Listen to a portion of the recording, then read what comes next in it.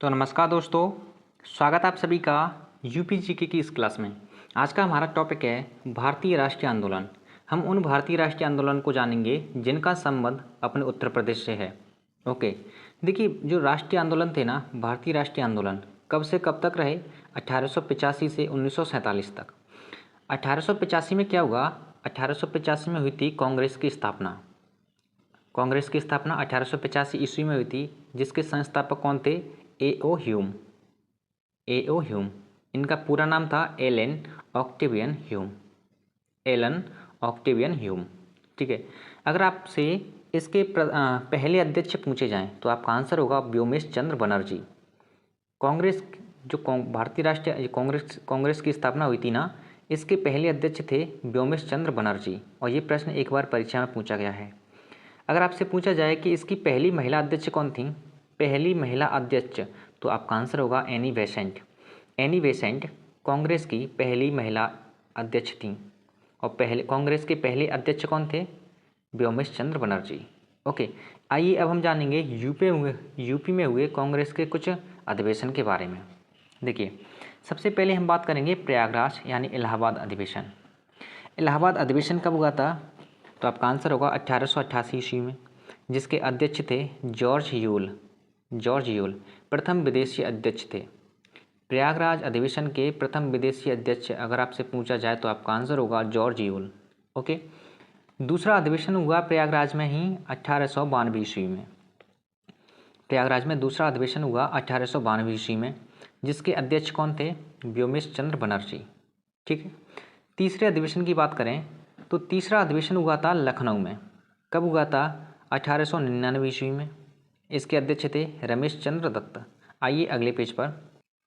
अगला अधिवेशन हुआ था बनारस अधिवेशन। कहाँ पर? वाराणसी में। कब हुआ था ये? तो आपका आंसर होगा 1905 ईस्वी में। इसके अध्यक्ष थे गोपाल कृष्ण गोखले। कौन थे? गोपाल कृष्ण गोखले। देखो, आपसे डायरेक्टली प्रश्न इस टाइप से पूछा जाएगा कि बनारस अधिवेशन के अध्यक्ष कौन थे, तो आपका आंसर होगा गोपाल कृष्ण गोखले। ये अधिवेशन कब हुआ? 1905 में, ठीक है।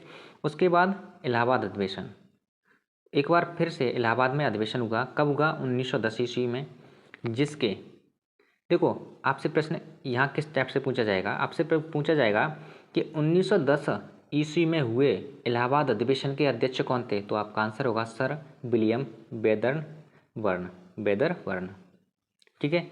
नेक्स्ट अधिवेशन हुआ लखनऊ में। तो आपसे प्रश्न देखो, मैं प्रश्न की वैरायटी बता रहा हूँ आपको। आपसे प्रश्न पूछेगा कि 1916 में हुए लखनऊ अधिवेशन के अध्यक्ष कौन थे?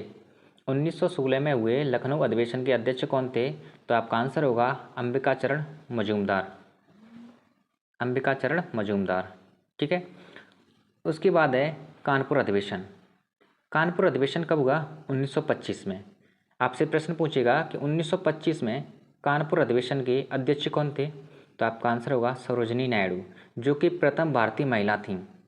प्रथम भारतीय महिला थीं, ठीक है। उसके बाद फिर हुआ लखनऊ अधिवेशन। कब हुआ? 1935 में। इसके अध्यक्ष थे पंडित जवाहरलाल नेहरू।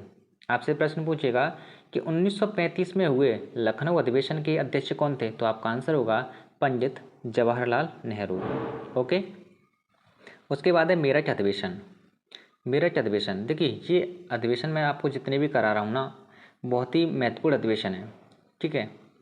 मेरठ अधिवेशन हुआ था 1946 ईस्वी में। इसके अध्यक्ष थे जे.बी. कृपलानी, ठीक है।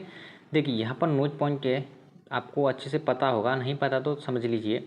देखो 9 जनवरी 1915 में क्या हुआ? गांधी जी दक्षिण अफ्रीका से भारत वापस लौटे से, है ना। 1915 में गांधी जी दक्षिण अफ्रीका से भारत लौटे। तो 1916 में लखनऊ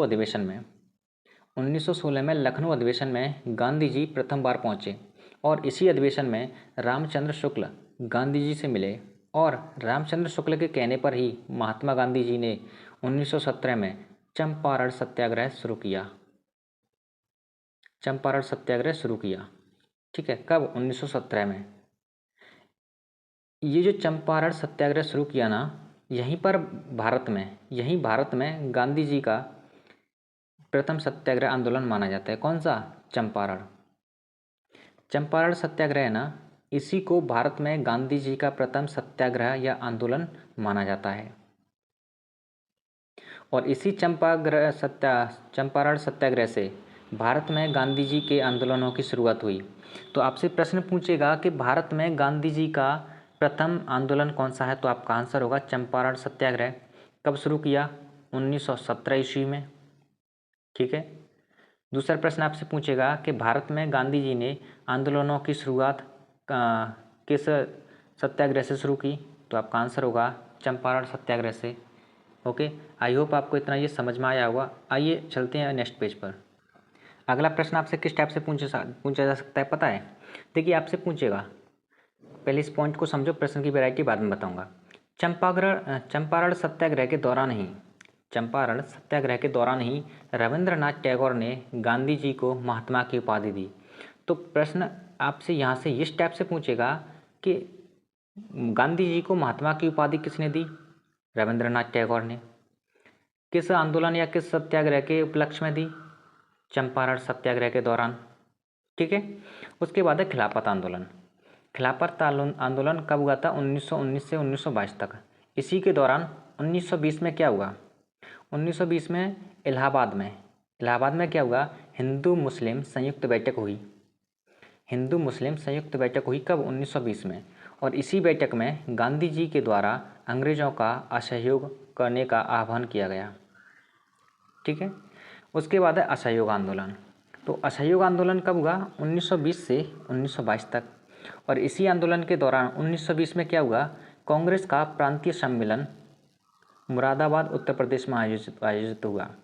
तो आपसे प्रश्न पूछा जाएगा कि कांग्रेस का प्रांतीय सम्मेलन 1920 में कहाँ पर आयोजित हुआ? उत्तर प्रदेश के किस जिले में आयोजित हुआ? तो आपका आंसर होगा मुरादाबाद। और मुरादाबाद को किस नगरी के नाम से जाना जाता है? पीतल नगरी के नाम से। ठीक है। उसके बाद है चौरा चौरी कांड। ये बहुत ही महत्वपूर्ण घटना है, 1922 में चौरा चौरी कांड हुआ। कहाँ पर? गोरखपुर उत्तर प्रदेश में। कब हुआ था? डेट भी पूछ लेता है, 5 फरवरी 1922 को। इसी घटना के दौरान पुलिस चौकी में आग लगा दी और 22 पुलिसकर्मी मारे गए। जब ये 22 पुलिसकर्मी मारे गए ना, तब 12 फरवरी 1922 में गांधी जी ने अपना असहयोग आंदोलन वापस ले लिया।